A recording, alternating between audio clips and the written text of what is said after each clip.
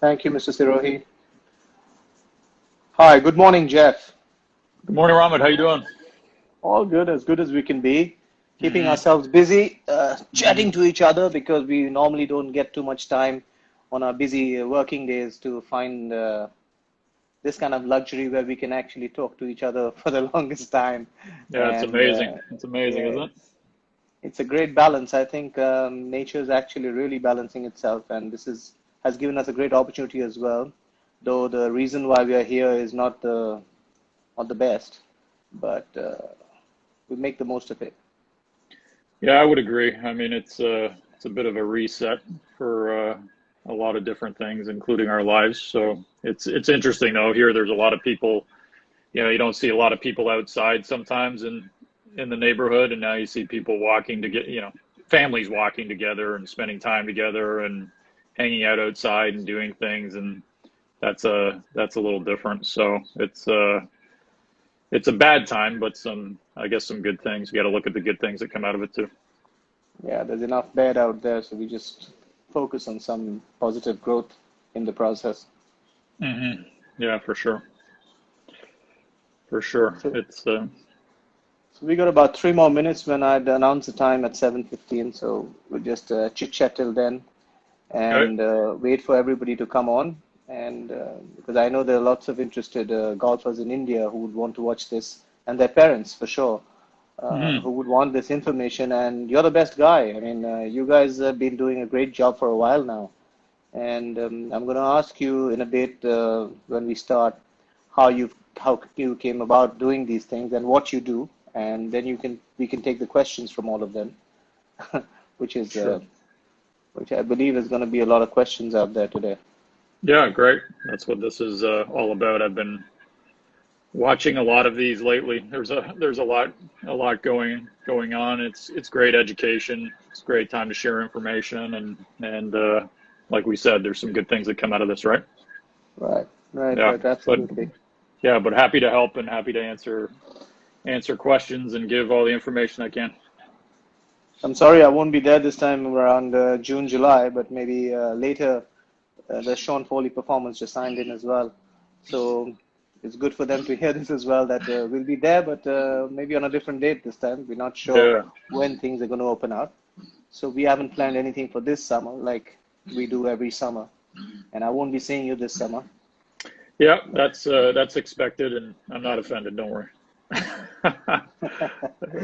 Yeah, it as far as academies go, it definitely affects the summer for us. We run all academies run camps and have players in throughout the summer, and it's a great way to get to know other players and coaches like yourself. But the situation is what it is, so we can't do much about it, right? Right, right. So, okay, we can actually go dive in because I think we're getting some people coming in. hmm And so welcome to the chat, Jeff. And let's start by telling people where you are based out of, and hmm what your experience has been, and how we're gonna take this forward. Yeah, I've been a lifelong golf professional. I've been a member of the PGA of Canada for over, boy, probably about 30 plus years, and Class A for 25 years because I got the plaque last year, so I know that for sure. But now I'm in the teaching professional category.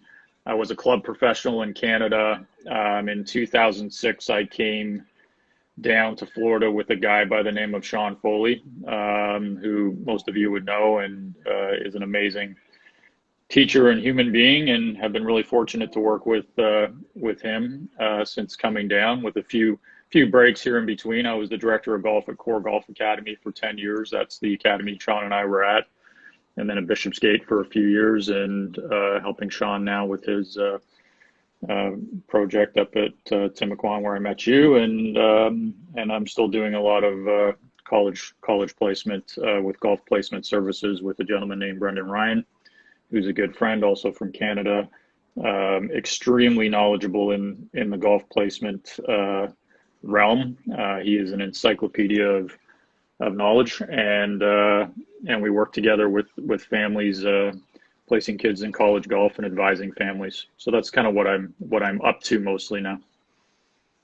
Super, Jeff. That's great to know, and I would like to know more about how we can take this forward because, like I talked to you last year, and we formed this relationship, and we have fantastic golfers here, but then as I'm saying, fantastic maybe in India, but Mm-hmm. how the pathway will work out for someone to get to college from here by his talent or by his education and how that works and which colleges are available to him. I know you have various kind of conferences out there. So if Mm-hmm. you can give us a little background of how it works and what kind of colleges are available for everyone to come into, that would mostly answer most of the questions that people here don't know about. Okay, I'll give you a bit of a lay of the land when it comes to that. So, you know, students, athletes, golfers, they need to be looking for a few things when they're seeking a college opportunity in the US. You want to find something that's a good academic fit for you, and a good athletic fit and a good social fit. And then you want a school that fits your, parents' budget because full scholarships are not readily available. That's something we'll talk about later, I'm sure. But those are sort of the four key areas you wanna look at. And there's a variety of levels of college golf in the U.S. There's the NCAA would be the biggest association, and it has Division One, Two, and Three.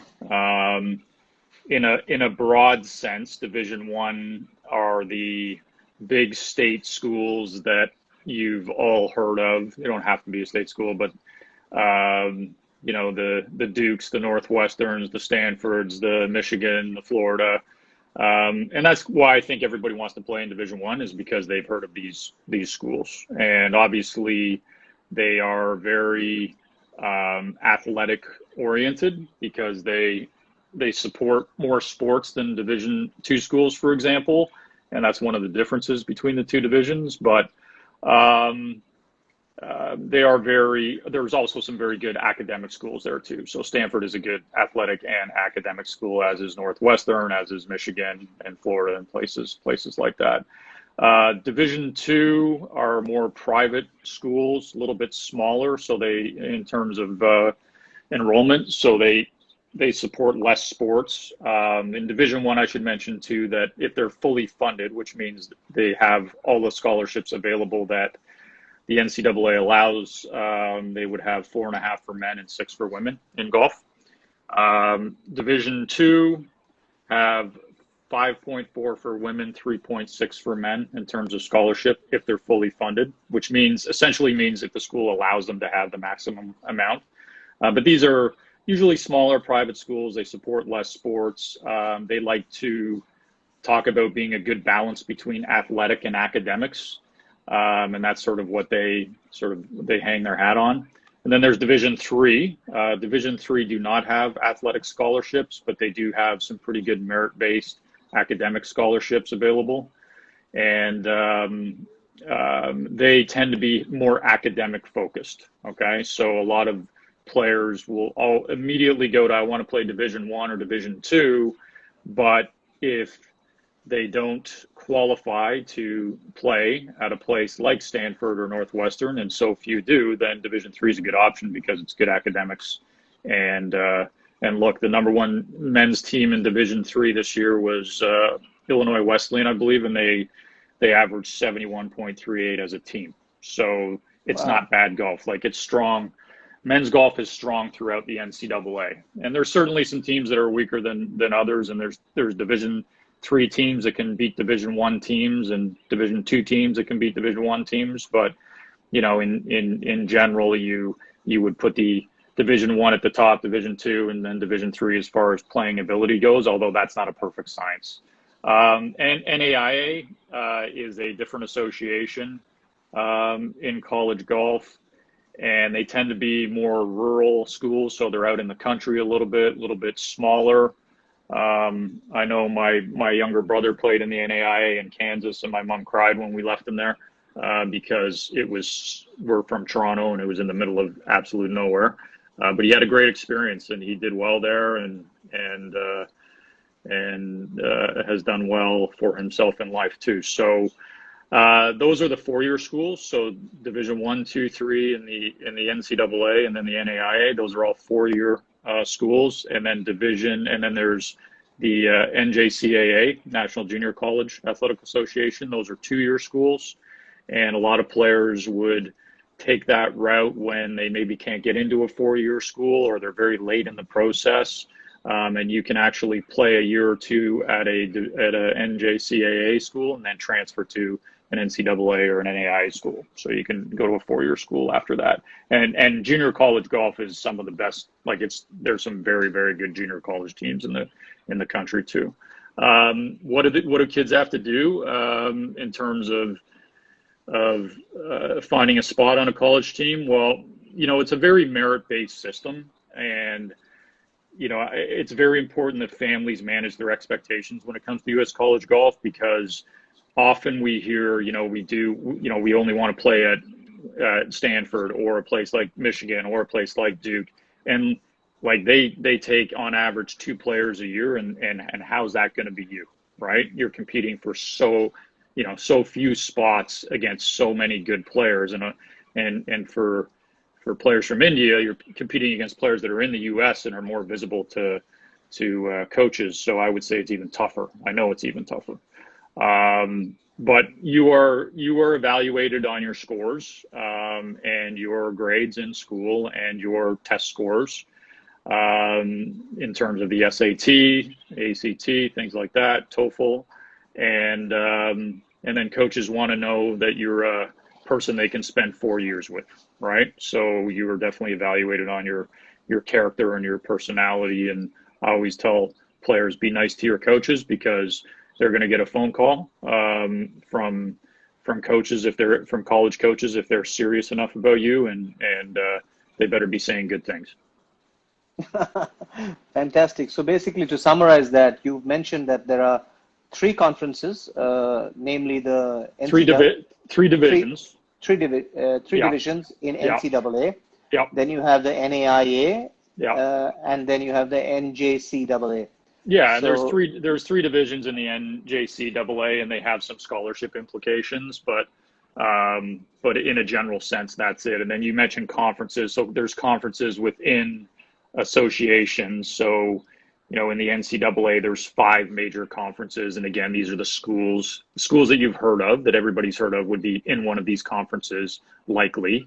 So that's the Big 10, the Big 12, the ACC, the SEC, and the Pac-12. So those are major conference schools, and they are traditionally the top teams and the ones that play in the postseason, and again, the schools that you've heard of. So an example, an ACC team would be Florida State, Boston College, SEC, Florida, Kentucky, Big 10, Michigan State, Indiana. Pac-12 would be schools like Arizona State, USC, UCLA, and the Big 12 would be teams like Baylor and Kansas State, among others, obviously, but that's just a few examples. Wow. So from what you're saying is, amongst these NAIA, NCAA, and NJCAA, we have a lot of universities and colleges to get to, isn't it? Yeah, there's a lot. There's over, of ranked schools, over 800 women's, I would say, and over 1,000 men's teams out there that are ranked. So, there's a lot of different schools and a lot of different levels of college golf when it comes to ability. So there's some kind of doubt sometimes when I talk to parents about, their expectations, like you mentioned. They think that, okay, if my son's a great golfer in India, well, I want to send him to Stanford, and because I know Stanford's a great college, and I want to send him to Duke, and Duke's a great college. But let us know about what you think is a scoring average, and the scoring average on a global scale that they're really required to shoot, or is expected of them to get into one of these big NCAA Division I colleges. Well, I think there's a difference between different colleges in Division One, but if we're talking major conference golf, the five major conferences I just mentioned, men, I would say in junior golf, you probably have to average 71 or below, and women maybe a little higher, but definitely around par. And just understand too that like coaches, I'll give you a little sort of a hint to how to look at it in a minute, but and then I would say like below the major conference teams, there's mid-major teams that are also very good, and I would say for the men between 72 and 74, you got to be in that range, average in junior golf, and then outside of that, maybe a little bit higher for girls, but not much. And then outside of that, there's all the other schools, the NAIA, Division III, Division II, so those are sort of ranges. But I can tell you that, one of the mistakes that parents and kids often make when they're seeking out schools is they'll go on the team's website and they'll look at the roster, right?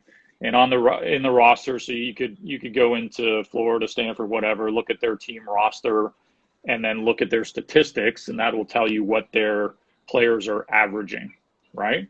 And if there's 9 players on the team, they'll look at the 9th player, and then if they're averaging 77, then they'll say, well, I can shoot 77, right? Well, coaches aren't looking to replace their worst player, right? They are looking to make their team better. And on average, teams take 2 players per year. Some might take 4, some might take none. So it averages out to 2. But let's say on average, they take 2 players a year. And they're looking for a couple players that can come and play, I would say, at least in their top 3, if not beat their best player. Like they're trying to get better. And realistically, do incoming freshmen beat their best player? Probably not, because they're their seniors are 4 years older than them and they've played college golf for 4 years, but they're looking for players to come into that. So if you're looking at an average, if they're averaging between 71 and 73 in college golf, these top 3 players, and you average 74, well, you can also add about 3 shots to your junior golf scoring average, because it's not college golf. Division I college golf is tougher. They play it longer. They tuck the pins. It's difficult. So, and then there's the transition of, coming from India to go to school in the US. So or anywhere really, it's just a transition. So that tends to inflate the scores a little bit. So they don't look at your junior golf scoring average and say, this kid averages 74 in junior golf, and that's what he's going to do his first year of college. They add 3 shots to it and predict that that's where you're going to be. So when you do that, does that fit into their top 3? And with teams like that, typically the answer is no, unless you are a dynamite player, right? So, Right. but look, there's a lot of different schools in the U.S. and like I said, if you're more academically inclined and you're not as good at golf, then Division III could be a really good option for you. You can play college golf in the U.S. and get a really good education and do well and go to a good grad school and maybe go to one of those schools you've heard of for grad school. So everybody's very unique in their situation, but they're being evaluated on academics and athletics and their character, of course. And you just have to find a fit that's good for you. So, and the fit would be a good academic fit, athletic fit. So a good academic fit would mean, can you manage the academics? So even if you can squeak into a Northwestern, can you really handle the academic rigors of that school, or are you going to fail there? So it's finding a good fit for you there academically, and then athletically. If you overachieve and get on a team and you're the 8th or 9th player and you go to practice every day and do all the workouts in the morning and the bus leaves without you every week, is that a good fit for you? No, it's not. No. I don't think. It just becomes frustrating for you, and it's kind of frustrating for the coaches too, in terms of that. And then socially, like you want to be in a place that you feel comfortable, and that's why you go on visits. And you meet the people and you check out the area and whatnot, and then it's got to fit mom and dad's budget too. Right. Right. Another thing that I wanted to ask you is when these guys, well, they're preparing to go to college, they have this dream sometimes that if I go to college, I will get to the PGA Tour. Like a lot of parents tell me, a lot of people actually tell me that, college golf is the route to pro golf. How much water does that hold? Well, I mean, if you look at the top 30 players in the world on the men's and women's side, probably not a lot of water. I would say maybe half the men are former college players, and two of the top 30 women, I think, two or three maybe. Um, but that's at the highest level and the best players in the world, and so I think it's a great stepping stone for a lot of people to professional golf, but getting to the highest level of professional golf is a real, I mean, you have to be the best of the best, right? So it's almost on, like, I've been in the academy industry for a long time, and when we do goal setting with the kids, and they have their vision goal, which we can't touch, in terms of changing it, it's almost always, I want to play on the PGA Tour, I want to play on the LPGA Tour. And who are we to crush their dreams, right? We don't know who we're talking to. Is it Tiger Woods we're talking to, or is it Ncaa? Like, obviously our job is to try and guide them along the way and give them the best environment and opportunity to get to where they want to get to. But the reality is the top level of professional golf is really hard to achieve, and it's a long, hard road for many that costs a lot of money and a lot of heartache and frustration. So, you have to be realistic about that. And then in terms of college golf, I think it's, maybe 1 to 1.5% of college golfers make it to the PGA or LPGA Tour. So your chances are not that high, right? Right. So I kind of look at it from a different standpoint. Like on the women's side, certainly they tend to peak a little bit earlier as athletes, and you can see that in other sports too. So that may be an argument for them to not go to college, and they may want to have a family one day, and that can be difficult for females in terms of managing having kids and playing at a high level. Obviously doesn't affect the men as much. So that could be an argument to turn professional early, and that's or not even turn professional, but not go to college and just focus on golf, because your window might close a little sooner. And I also think because of the Korean system, that's why there's a lot of women on the LPGA or in the top of the LPGA that have early specialized and focused hard on golf, so and didn't go to college. But on the men's side, to me, they peak later. I've heard the age of 32 thrown out there, as that's when the typical male peaks in golf, and it's a long time between 18 and 32, right? That's 14 Yeah. years. So what are you going to Yeah. do in that time? And there's some great opportunities to get better in college golf, whether it's at the Division 1, Division 2, Division 3 level, NAIA, or whatever. So why not play college golf for 4 years and then go on from there? But it's certainly a good stepping stone, but I wouldn't say it holds a lot of weight when it's, when you say to be a professional golfer, you have to go to college. No, I wouldn't say that. The good thing about the system is, at least whether you become professional golfer at the end of the day or not, or a successful one, you will definitely have an education. And Right. that is definitely guaranteed. That the education is definitely guaranteed, whether you become a good professional golfer or not. Yeah, for sure. It's a good plan B for a lot of people, if they don't make it to professional golf. And I think there's a lot of, especially in the U.S., there's a lot of pride and, I don't want to use the word glorified, but they look up to athletes here, and if you're a college athlete for 4 years and you've played college golf, and if you're a business major and golf is such an important thing at times when it comes to business, there's a lot of business done on the golf course. I think it's a great thing. So you got your education, you played 4 years of college golf or 2 years or whatever, and to me that gives you some instant respect when you head into that interview or you are trying to close the deal. If you played 4 years at Stanford, and again, I don't want to get people's hopes up because that's a tough one, but that's pretty impressive, right? Some questions have come in while we were discussing these things, and one of the questions which came in was, does same things apply to US citizens living in India, or will they be treated any different? In terms of what? I guess in terms of merit, it's going to be the same, isn't it? Same choices that they're looking at.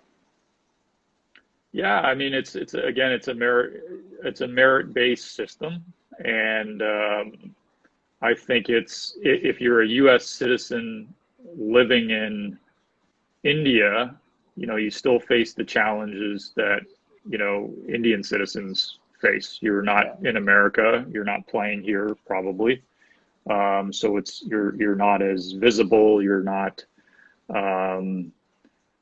just not here. So it can make a difference in certain things, I guess. I mean, you certainly wouldn't need a visa to play to come to a US school and things like that, but I would say it would be fairly fairly minor. Another thing that comes up is suppose I'm playing golf in India. We've had the discussion before with you, Jeff. How important is it for college coaches to actually see you play in the American environment?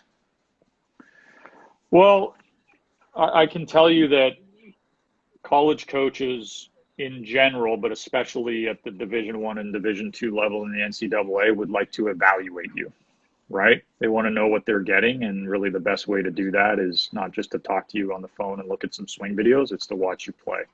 So I think there's a benefit to playing in the US because of that, and there's certainly teams with big budgets that travel to Europe, probably mostly, maybe Asia a little bit, just to go to some bigger tournaments like the British Junior Boys and things like that to recruit.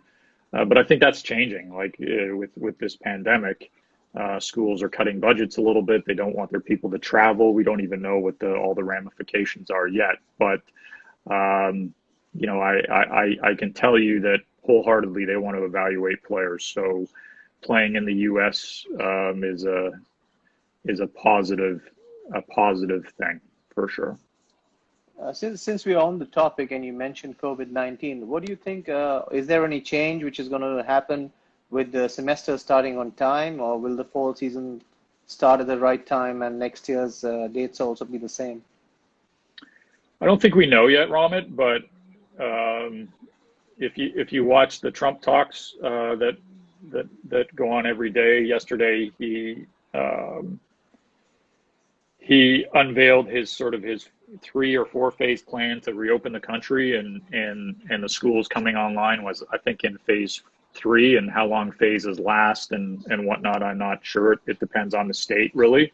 But I think the goal is to try and get things open again for as soon as possible, but doing it in a safe way. And then school's still up in the air. Like in Florida, they've canceled they haven't canceled public schools yet, but in most of the private schools are doing it online. And who knows if they'll get back at it, the public schools, between now and the end of the year. But we're on a stay-at-home statewide executive order until the end of this month, and then, you know, maybe things will start to open up a little bit then. And the start of the school year is pretty far away, so typically we start in mid-August here, high school anyways, and I would say the same for a little bit later for universities and colleges. But it'll be an interesting time. I mean, there's a lot of students on F1 visas that need to come back to school, whether they're in high school or... Sorry, I just lost you there for a while. Okay, sorry. Okay. And yeah, so I'd say it's yet to be seen, but I haven't heard a lot about it yet. They're not really talking about it yet. Okay, another question is, if a player is not able to make the college team in his first attempt, will he get another chance or be part of the team again? Yeah, that's a good question. Possibly. I think it depends on the coach, but I wouldn't say that's. I would say some schools do have tryouts, but most would not. I mean, they're trying to bring in their athletes to be on the team and play on the team for 4 years. So I'm going to say that's not that's not typical to do that. But there's something called club golf in the U.S. So there's about 400 teams. It's a company called Ncaa, run by a great guy named Chris Hart, and they were recently bought by the PGA of America. So Chris works for the PGA now, and he runs Next Gen Golf, and there's like 400 plus club teams in the U.S. So these are teams that play. They represent the school, but it's not varsity golf. So you don't have the practice regimen that the varsity team would, and but you get to compete for the school. And I think they play 8 players and 6 scores count instead of playing 5 and 4 scores counting. So you could potentially go to one of these schools that and they might have a club golf team, and you could play on the club golf team. And I've had a few coaches say that they actually look at the players on the club golf team to see if, because look, some players don't want to, maybe they want to focus on academics. Maybe they're an engineering major and they have a big school workload, and they don't want to play varsity golf. Yeah, travel. Like varsity golfers miss more school than any other athlete. So they may not want to do that. But I've had a few coaches say that they look at the club team and see if there's any good pickings on the club team. I think the next question which comes up is, I think, a little general, with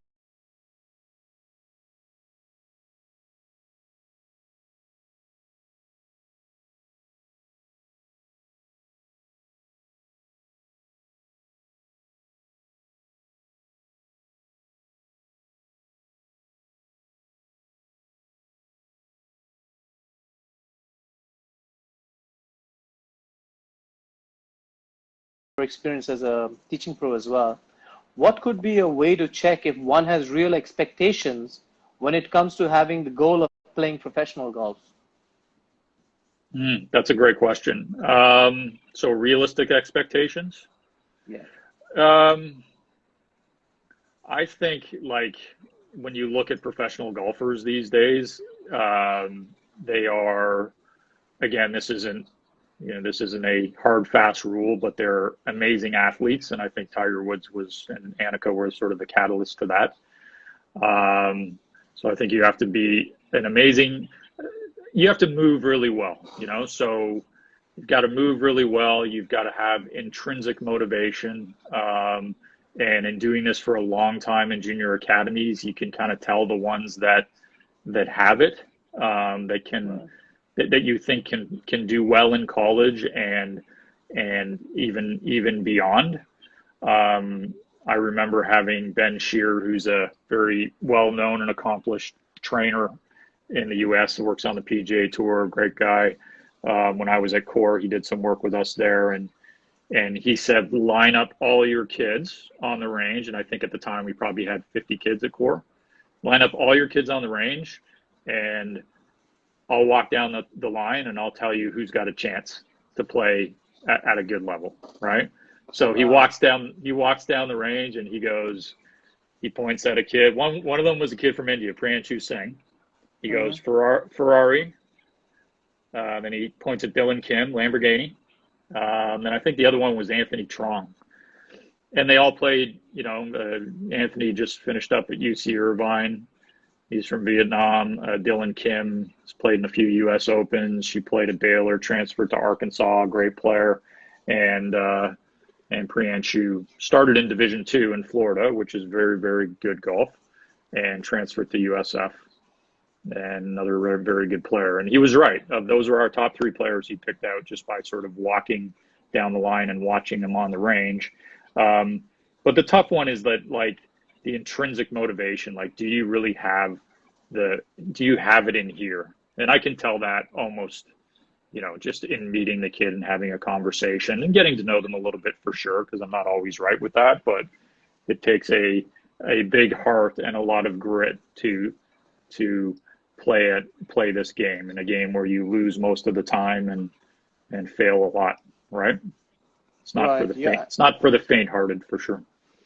Right, you're right. He was right, because I had the opportunity of working with Priyanshu Singh, and he won his first pro tournament with me. Yeah.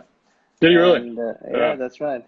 So he won that Yeah, last year, and he's doing pretty good. And that's a good thing because he's a very dedicated work athlete, and he is. Yeah, he busts it out there, on the range, and he wants to get it right at all times. he But does. He's a great kid. Great kid. Yep. so sometimes it can get to him as well. He just gets a little bit too intense about it. Yeah, I Yeah, mean, it's, welcome to professional golf, right? there Welcome to you go. golf. That's right. Okay, so the next question comes up. Do D3 golfers get as much time to practice as a D1 golfer? Yeah, they don't follow the same rules as Division One and Two. So, they have a sort of a 20 hour rule in season in Division One and Two in terms of scheduled practice time, and that would include workouts. So anything the coach schedules for the team. And D3 don't really follow those rules. And I would say the answer to that is no. I mean, they have the opportunity to practice because if they have a facility to go to, which most teams would, of course, they can always go on their own and whatnot. But I wouldn't say it's as stringent as Division One and Two. So because they're more academic focused, they probably give the kids a little bit of a break in terms of being able to focus on academics. But there are certainly coaches that are very, very active with their team and do schedule a lot of practice. But I would say in a general sense, probably not. No. Right. So another question comes up from a concerned parent. He says, Hmm. when you say that it costs a lot of money, can you Hmm. give a broader picture for the benefit of the parents so that they understand how much it actually costs to Yeah, build up sure. a golfer up to college golf? Yeah. Oh, to build them up to college golf. I guess the answer is it depends, which is a crappy answer. But I mean, I can tell you, in the U.S., I would say most kids in a year, like we have tournament accounts at the various academies I've worked at, and they're probably spending 10,000 US on tournaments just during the academy season, and that excludes the summer season, which is also busy, right? So Right. you're probably spending 10 to 20,000 in travel and tournaments and whatnot a year, and then you have coaching on top of that. So it's a good chunk of money. It just depends on how much you put into it. But I would say they probably need to see their coach, every week or every other week at least, and be involved in a good development program, or at least have a good development plan to try and play at the next level. And that would include coaching and fitness and playing tournaments, and that adds up to quite a bit. I can tell you, U.S. academies cost, I mean, with residents, $60,000, I would say, on average a year, U.S. And then you've got to add private school on top of that, add another 20, and plus tournaments and travel back and forth. You're looking at $100,000 a year, and that's a lot of money. Right, right. I can that kind of answers that question because it is an expensive proposition. Even from India, when they travel to play in America through the year, when they go for the summer season or go into tournaments 2, 3 times a year here and there, it costs a lot of money. It's I mean, for us, thousands. it's about at least $3,000 is spent on a good athlete just traveling and playing golf just in India and a few tournaments abroad. Right. And and if you have to play full time in America, as you said rightly, it'll cost you a bit. It'll cost you at least 10, 15,000 maybe. Yeah, it does. It's a lot of travel and yeah, hotels, food. Like it adds up pretty quickly. How much does high school help? What do we require in high school to prepare for college golf? Is there something that we need to do at the high school level in terms of education or high school Well, golf? high school golf is, well, the thing with high school golf is that a lot of it is, and I can only say in the U.S. because I'm not familiar with Yeah, the system in U.S. India, but in the U.S. It's just a fall sport, so, and it's a short season, and they play a lot of 9-hole matches, which don't really count towards your ranking necessarily. So I wouldn't say college coaches put a ton of onus on it, but in speaking to them, a lot of them feel that, you know, the fact that you competed for your team shows your dedication to your school. And then if you can make it to a state championship where they do play full tournaments, I mean, to be a state champion absolutely means something and looks great on the resume. So I think it does have some impact, especially if you're playing for a school that is good. But in terms of the regular matches, not so much, but I like it. I mean, I can say that I wasn't a huge proponent of it when I first came down, but as I got to know some of the coaches and really talk to the kids who were so proud to play for their school, then I changed my opinion of that very quickly. So, and it's about them, right? They just wanted to represent their school, and I think that's an awesome thing. And I think college coaches like that because they're about to represent their school potentially. Super.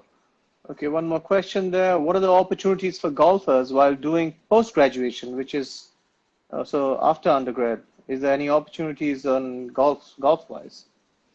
Yeah, well, you have 5 years to play 4 years in the NCAA. So, and I'm talking Division I and II. Division III and NAIA, you can be even older than that. You can take a post-grad year. I think I was talking to a friend of mine who's a coach in Indiana, Division III coach, and he said that he has a 28-year-old on the team. So, so they follow a different set of rules, and I would say they would definitely have tryouts for any player that came into the school and really wanted to play on the team. And some are mandated to take any player that in Division III that wants to play on the varsity team. So, and there may be some qualifications to that. But in terms of age, you have 5 years to play 4 years in the NCAA. So you can take a postgraduate year and still have 4 years of eligibility. Does it always work? Not necessarily, because unless you're following a really good development plan and have like, let's say for a kid from India, never played in the US before, but he's planning to come to an academy for his postgraduate year, then that may benefit him because he's over here playing and may make him a little more visible and be able to go on visits and things like that. But it doesn't give you, if there's no plan in place, it doesn't give you a lot of time to get better. You know what I mean? Like it just doesn't give you a ton of time unless you're really unless you have a serious plan in place to get better. That's what I would say, but it is possible, yeah. Right. The interesting question comes up next from Priya from Bombay. Could you talk about the subject selection? What kind of subjects you need to select for qualifying for college golf? The NCAA have 16 core credits, and it's stuff that you would typically take in school anyways. You know, your 4 maths, your 4 Englishes, your 4 sciences, you know, things like that. And you can look at the NCAA website. If you just Google NCAA Eligibility Center, there's actually a great document. It's called the College Bound Student Athlete Guide, and you can Google it, and they have a new one every year. And usually you have to pay for the current year, but you can usually find a PDF of the year before. And if the rules haven't changed so much, and for the 16 core credits, they haven't so much, you can get your hands on that and see what you need to take. But you need to have your 16 core credits to be eligible in the NCAA. And then if you're thinking of, and then you have to graduate, right? So it's not just 16 credits you have to take. It's those 16 you have to have covered. And then if you're looking at high academics, like I often get questions about AP courses and things like that. You know, if you're going to a high academic institution, you have to assume that the kids applying to go there are taking AP classes. So you better take them too. And that's what I would suggest. But at a minimum, you know, those 16 core credits is what you need to be NCAA eligible. Great. She also asked, I mean, the same person asked again, she'd already asked this before we answered this question, that could someone who has not taken science as a core subject still be a candidate for NCAA? You would not be eligible unless you have those 16 core credits. And this is for Division 1 and Division 2. So possibly in Division 3, and then it would depend on the school, like would the school accept her without those? Because again, they don't have the stringent rules that the Division 1 and 2 follow, but she has to have the core credits. There's something called the NCAA Eligibility Center, and you have to meet the requirements of the Eligibility Center just to be eligible to play in the NCAA. And that has nothing to do with the school. It just has to do with the NCAA. So, so no, she would need those science classes for that. But for other schools like Division 1, 2, NAIA, possibly not. One question someone I think asking a few times. We went through it in the beginning of the session. Maybe he didn't catch it in the beginning. How are you classified in terms of divisions? So just to recap that quickly, NCAA Division 1, 2, 3. In a broad sense, NCAA Division 1 schools are very athletic minded. Those are the schools that you've heard of and seen on TV in basketball and football, and then in the finals in college golf, perhaps. But there are some very good academic schools, Ivy League schools or Division 1 schools. Stanford's a Division 1 school. Division 2 is a balance between athletics and academics, and are typically smaller private schools, so they support less sports. And Division 3 are, I would say, higher academic schools, more academic focused, usually in bigger cities. NAIA schools are rural, typically out in the country, smaller schools. And then junior colleges are kind of all over. Those are 2-year schools. So NAIA and NCAA are 4-year schools, and junior college schools are 2-year schools. Super. I think that summarizes that best. I think that's the best thing. What is the best way for an Indian to get college placement in the US? And this is one question. And the other question is, what are the alternatives to US college golf career for pursuing golf as a career, just in case you don't get into college or can't afford it? Yeah, that's a great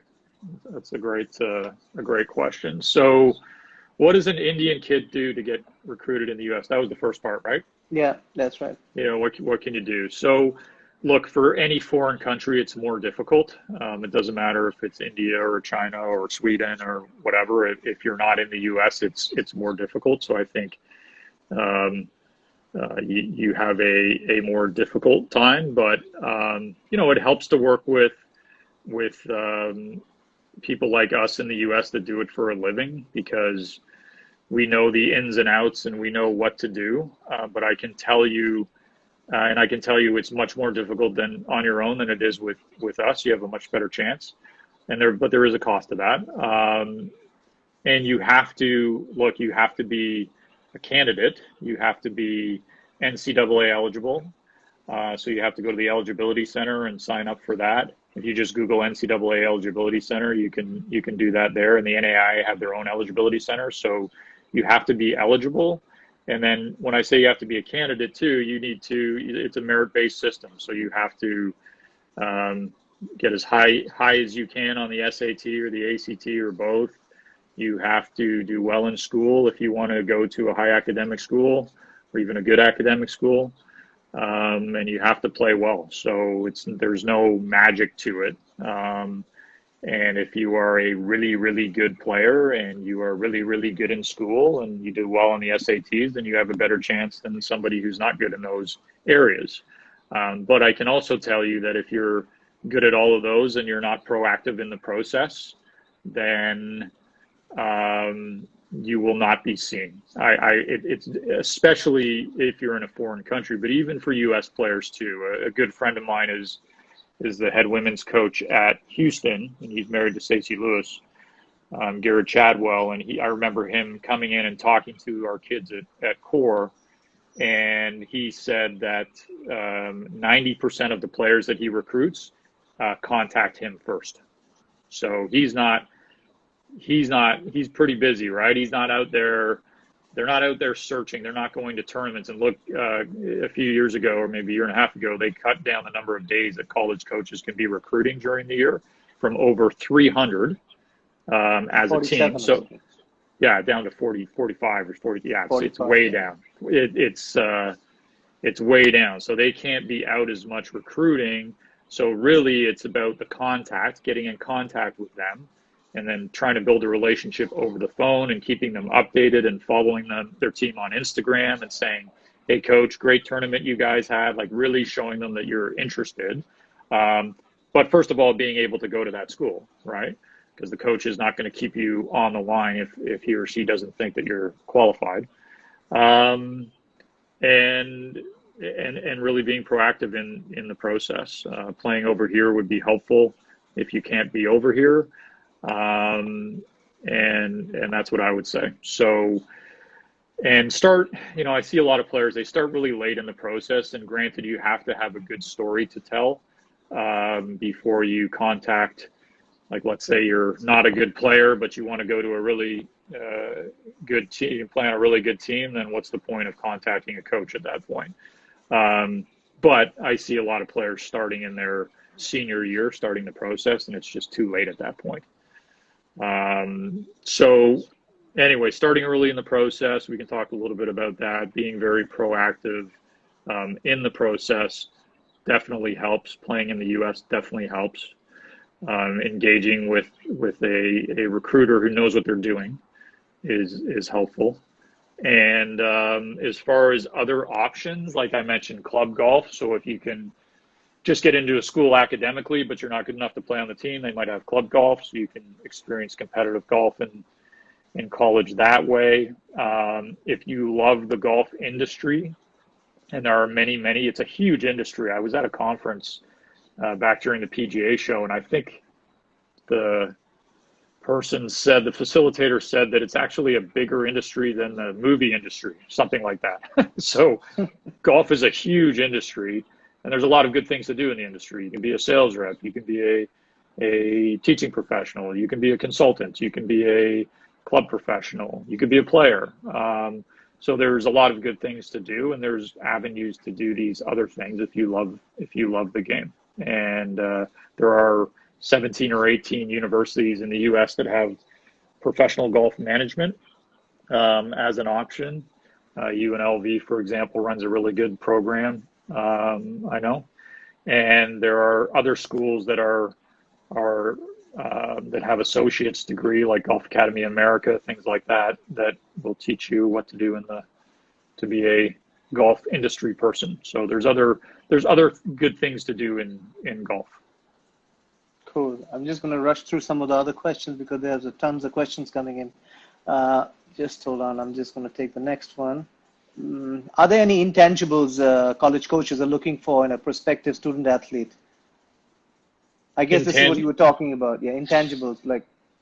Mm-hmm. Yeah, I mean, some of the intangibles are the will to win. Have you won? That internal desire, the athleticism, and like swing videos. When you send swing videos to coaches, a lot of the time, a lot of college coaches aren't like me or Sean Foley or some of the other. I saw John Scott Rattan's name pop up there. Coaches that do this for a living and are very in tune with the golf swing and getting better. A lot of college coaches are managers and they manage the team, but they aren't necessarily swing coaches. So when they're looking at swing videos, they are looking for athleticism. So I think that's a real thing that they look for. And then, like I said, when they call your coach and they look for a reference, they better be saying good things, and you better be a good person and work hard, and because they're going to ask somebody about that, and they have to like you at the end of the day. They got to spend 2 to 4 years with you, depending on what level you play at, and they want to do it with a person they like. Anything beyond the high performance of the golf course, which are intangibles which they're looking for? I think I've mentioned them. I think those are the key ones that I would say, unless you have a suggestion I can talk to. Yeah. Okay, another quick one is, do college coaches come to India looking for golfers? No, that you've answered that, of course, they've had less time, so they may come. But Yeah, I I don't mean, think I'm sure they have. Again, it's they just did. it, They it did. yeah, they have they would possibly to certain events. Sometimes various academies, companies, tours might, maybe you've done this, Ramit, where you've hosted some coaches to come over and do a bit of a camp for the kids so they get to ask questions and whatnot. Um, but it wouldn't be the norm, and it's probably becoming less of the norm. And that's why it's important to be proactive and hopefully play a bit in the U.S. if you can. Ideally, if you're in the U.S., that's the best. But obviously, that comes with a cost, right? Now, from a business angle, the next question comes in: how much does it cost to work through an agency like yours?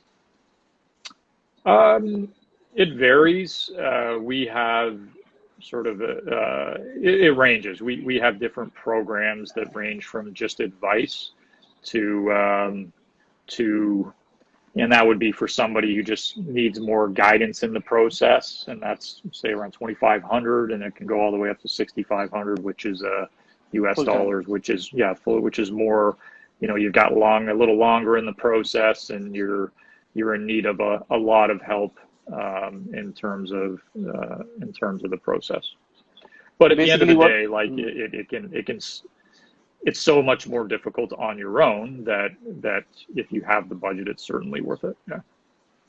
So basically, you're saying for a little bit of advice and guiding them on the right path, it's about $2,500, which Correct. works out to about 1.7 lakhs for Indian understanding, and Yeah. 6,500 is a full-time arrangement with you, where you do a lot of hand-holding through the process, which works out to maybe 5 lakhs Indian rupees Yeah, approximately. it's a lot more. It's more time and more hand holding, for sure, Right. in that scenario. And I want to qualify that in that it's very important. This is a huge thing for parents